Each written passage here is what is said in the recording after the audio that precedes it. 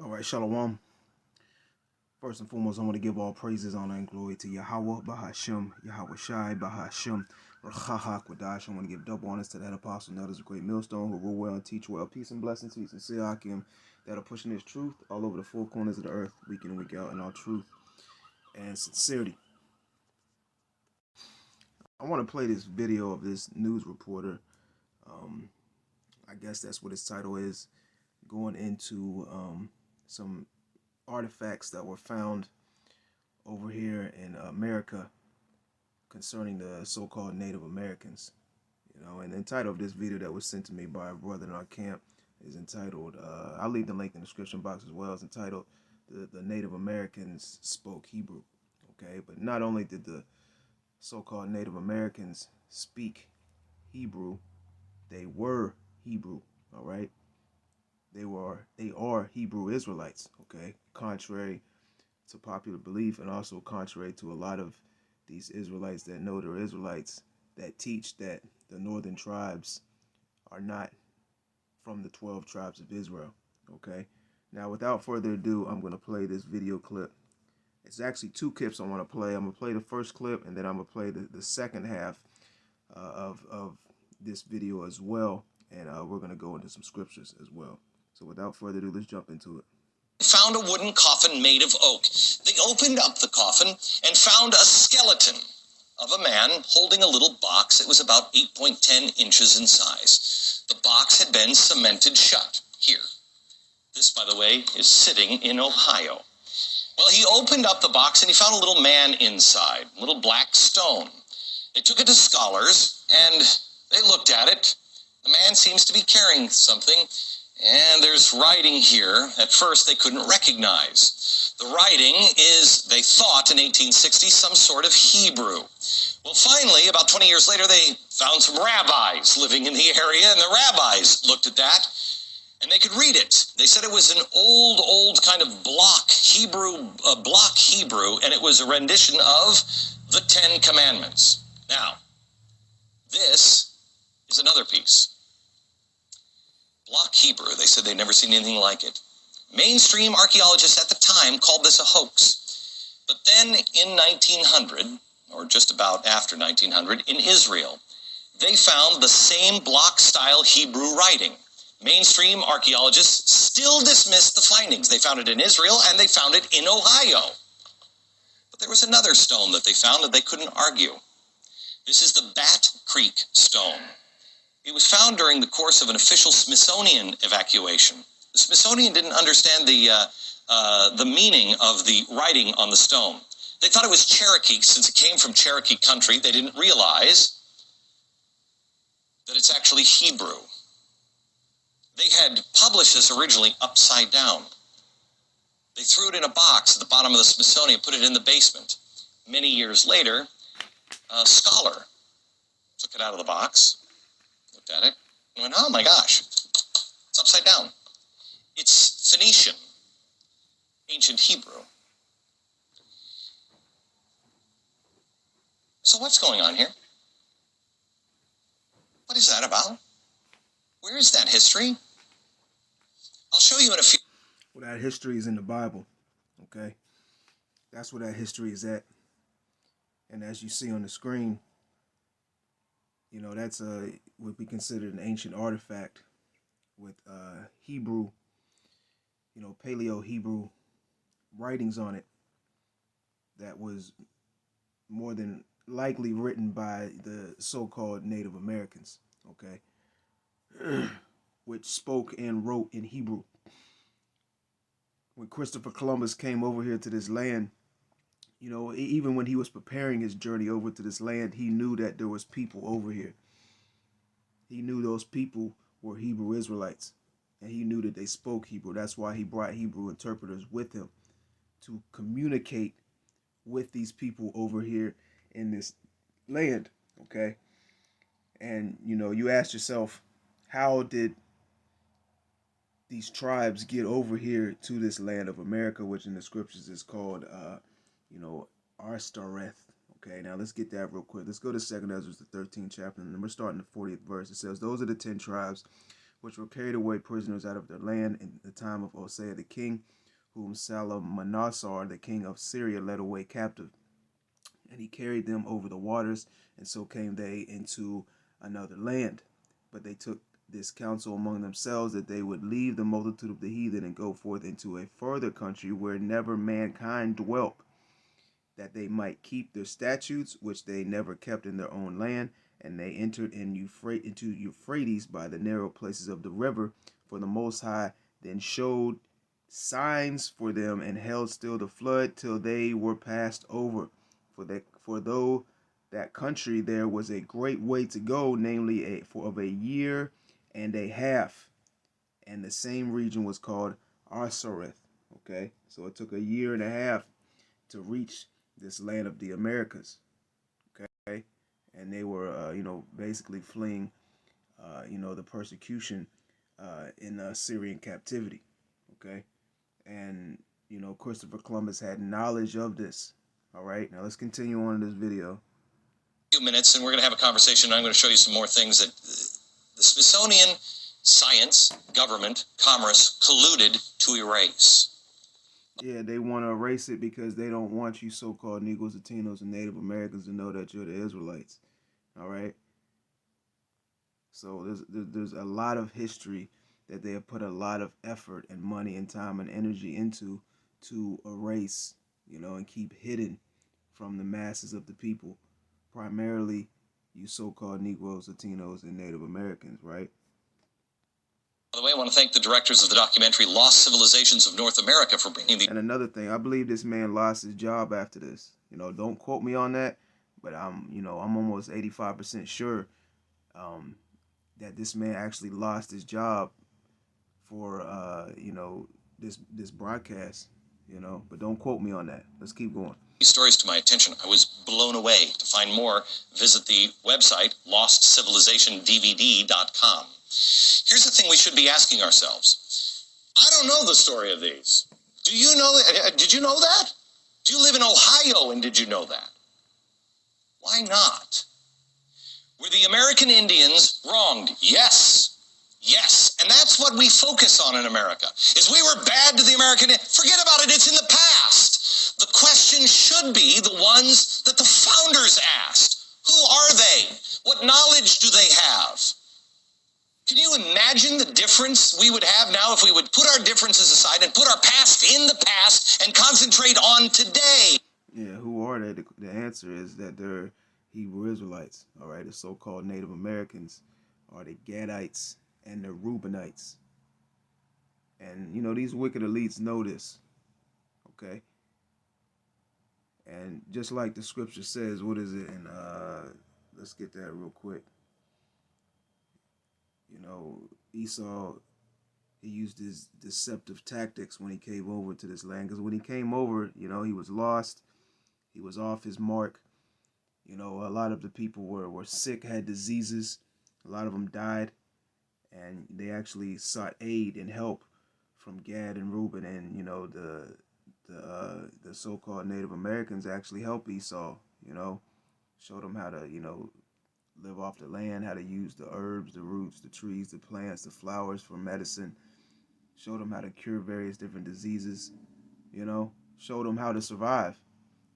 And, Esau learned, from Gad and Reuben, and eventually, turned their backs on those people, okay, and sought to kill them, destroy their land, take their goods, force them into slave labor. All right.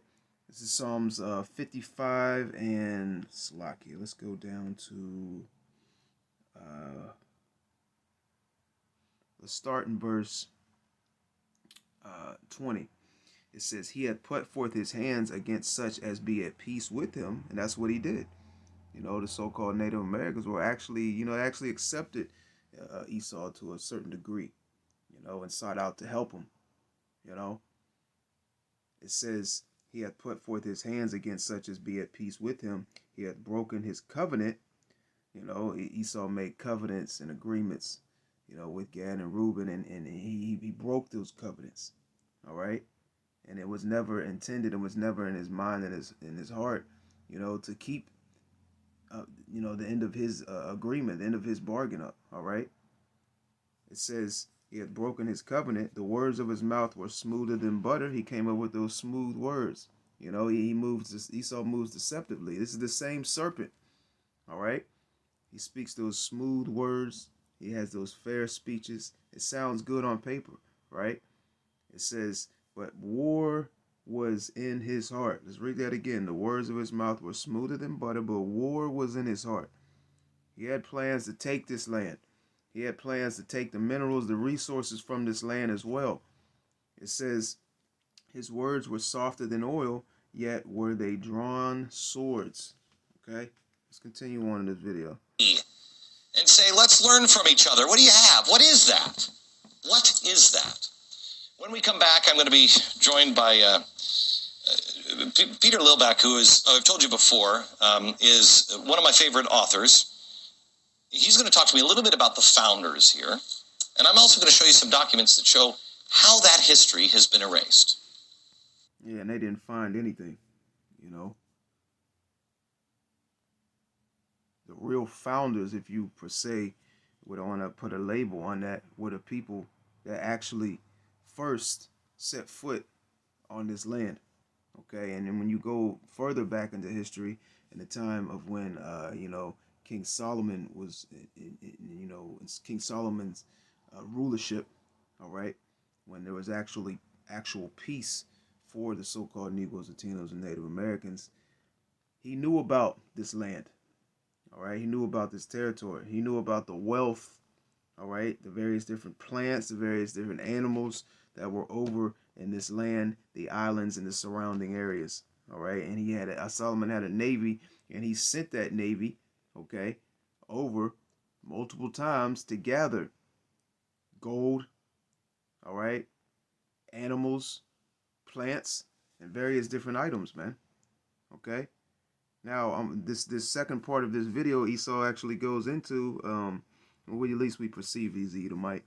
He actually goes into how, the powers that be try to hide this history, and these artifacts. And there's many artifacts. Matter of fact, let's bring out some of them. There's many artifacts that, there's ancient Paleo-Hebrew writings, okay? And scholars and these scientists have gone into and have dated these to be, from, very, very long time ago, okay? And even, General Nathaniel, if you go back to his older videos when he was moving around in the woods and he came across a stone with Paleo Hebrew, and he even said himself that, that the Gadites, wrote that. And he came into tears, man. And it was I believe it was the names of the Most High and his son. It was the name of the Most High and his son being Yahweh or Yahweh Shai. Don't quote me on that. But General Nathaniel used to teach in the names Yahweh or Yahweh Shai. He used to teach the true names of the Most High and his son. Okay?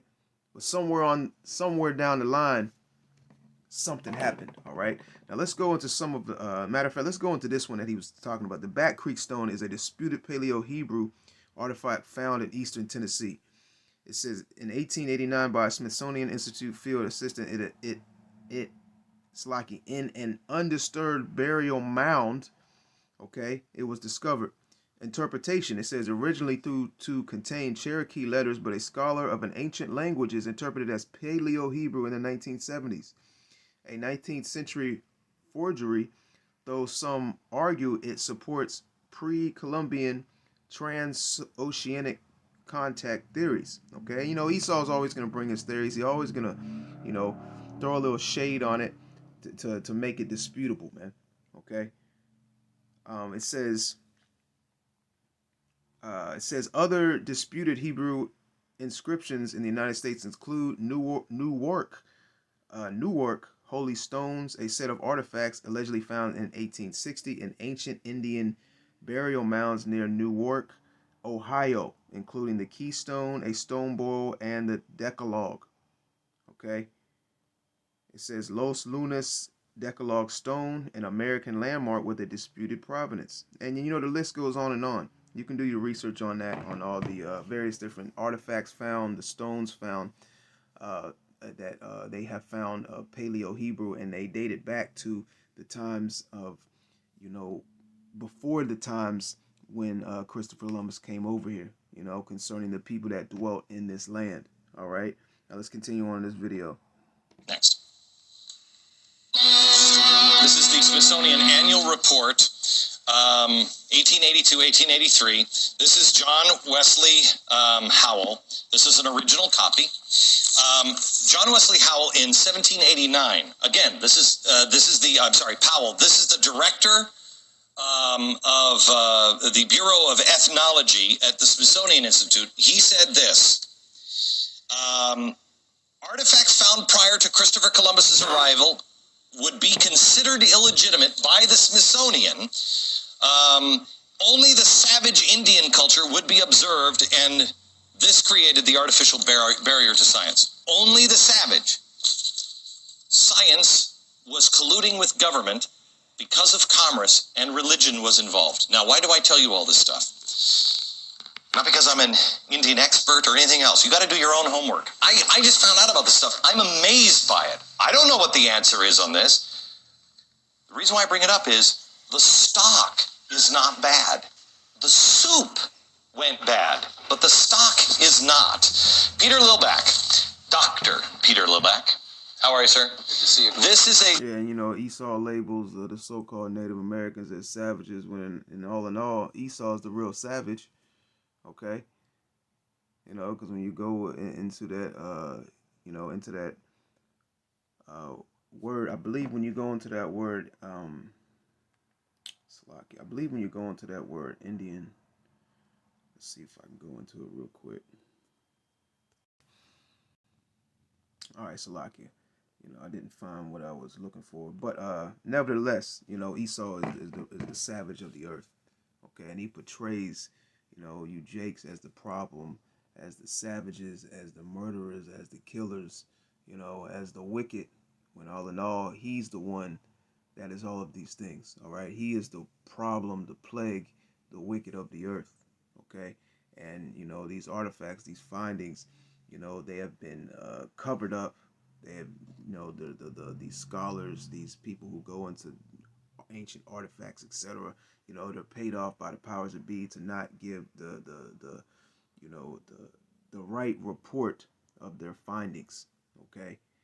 You know, because they have a narrative that they're, you know, pursuing to push continually, even unto this day, concerning, you know, those people in our land, who you so-called Negroes, Latinos, and Native Americans are, who the Lord's people are, okay? And even going into the history, all right, of who the prophets, you know, even who our Lord, okay, was.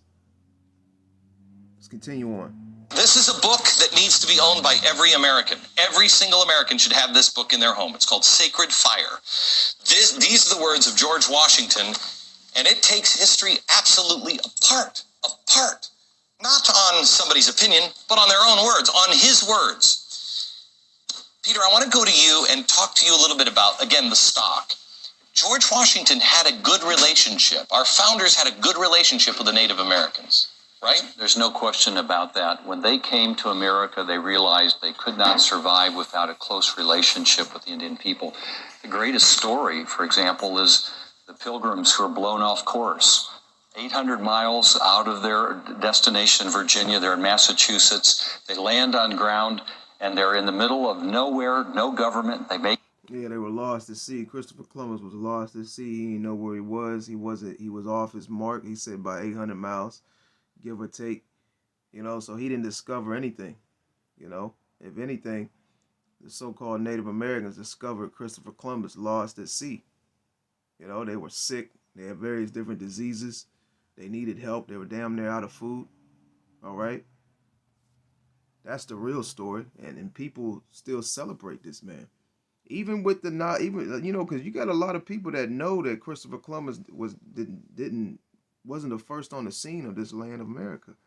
You know, they know that there was a people here prior to him coming, but they'll still give the credit to Christopher Columbus. They'll still celebrate this man, put him up on a pedestal.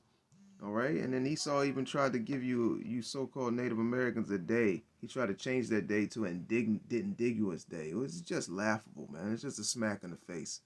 Okay, let's continue on. The Mayflower Compact, so they have government when they land, and there's no Native Americans there because a plague had gone through, but one person shows up. He happens to be a Native American that knew English. He'd actually been taken captive to England. He'd learned English. He'd gotten his freedom. He came back, his people were gone. The white settlers are there all of a sudden, and he meets them and he says, welcome. He speaks English. They couldn't believe it. The providence of that moment is extraordinary. They needed help, and there was a person there to help them, and he was a Native American. Right. And that creates Massachusetts. All right. Do I have time for one more story real quick? No? Okay, hang on, because I want to come back and talk about, William Penn. Because William Penn said something when he was working with the Indians that is critical to understand the truth, I think, about America. And we'll do that next.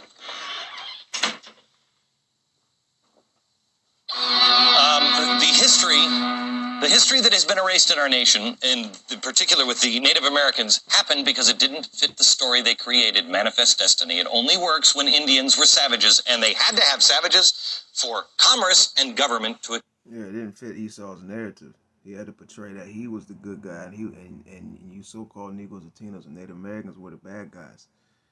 Okay, he had to push a narrative to the people, that ultimately would fit his New World Order agenda and goals. Okay. Expand. The ancient artifacts prove otherwise. Why aren't we looking into those? Peter Lilback is the president of Providence Forum and the author of George Washington's Sacred Fire. Okay, Peter, I think a great place for Americans to understand the truth about Americans and Native Americans and African Americans, all of it. It comes from William Penn. Tell the story. Great story. Philadelphia, the great founding city of the United States. That's where government began. It was founded by William Penn. He wanted a city without walls. And he determined that he would do it by making a constant commitment to justice and ethics with the Native Americans. There never was an Indian war with William Penn. And there's a wonderful treaty that still exists that describes the commitment they made. And it says this: there are good people and bad people among all people. There are good and bad Indians. There are good and bad Christians. That's what he called them in Philadelphia. And he said, we must. Yeah, and Esau came over and he brought his doctrines, his religions, and he forced the so-called Native Americans to accept his God, accept his religion, accept Christianity. Okay, Christianity was forced upon us, even to the point of death. And a lot of those so-called Native Americans chose to die rather than to accept Christianity, to accept the so-called white man's doctrines and religions. All right. And I want to close out on the Psalms, the 83rd chapter. And I may do a part 2 to this video. And I'm actually going to do a little research on this, concerning this news reporter, because I believe he lost, this guy right here. I believe he lost his job after this, and I'll find out. This is Psalms 83:1. It says, keep not thy silence, O Yahweh, hold not thy peace, and be not still, O Yahweh, for lo, thine enemies make a tumult, and they that hate thee have lifted up the head. Okay, going into that perpetual hatred that Esau has for you Israelites. Verse 3, they have taken crafty counsel against thy people and consulted against thy hidden ones. They have said, come, let us cut them off from being a nation, that the name of Israel may be no more in remembrance. They don't want you Israelites to know that you're Israelites, okay? They don't want you to know that you're descendants from Abraham, Isaac, and Jacob, okay? They don't want you to know that this Bible is your history and is only for you. Moreover, they don't want you to know, all right, the prophecies, man. They don't want you to repent and turn back to your true power, Yahweh Bashim Yahweh Shai, all right? They want you to stay lost. They want you to stay in this zombified state of mind. They want to keep you, with those chains around your mind, keep you in these doctrines and religions, okay? These philosophies of the world, They want to keep you believing in the commandments of men. It says verse 5, for they have consulted together with one consent. They are confederate against thee. The tabernacles of Edom and the Ishmaelites of Moab and the Hagarites, and it goes on and lists, these nations who are enemies to Israel. Okay, you know. So once again, I'll leave the link in the description box. Um, you can check this video out for yourself. Lord willing, you will edify. I want to give all praises, honor, and glory to Yahweh Bahashem, Yahweh Shai Bahashem, Rachaha Kudash. Double honors to the head apostle, and that is a great millstone who will well and teach well. Peace and blessing, teach sincere Akim that are pushing his truth all over the four corners of the earth, week in, week out, in all truth and sincerity. To the next time, Shalom.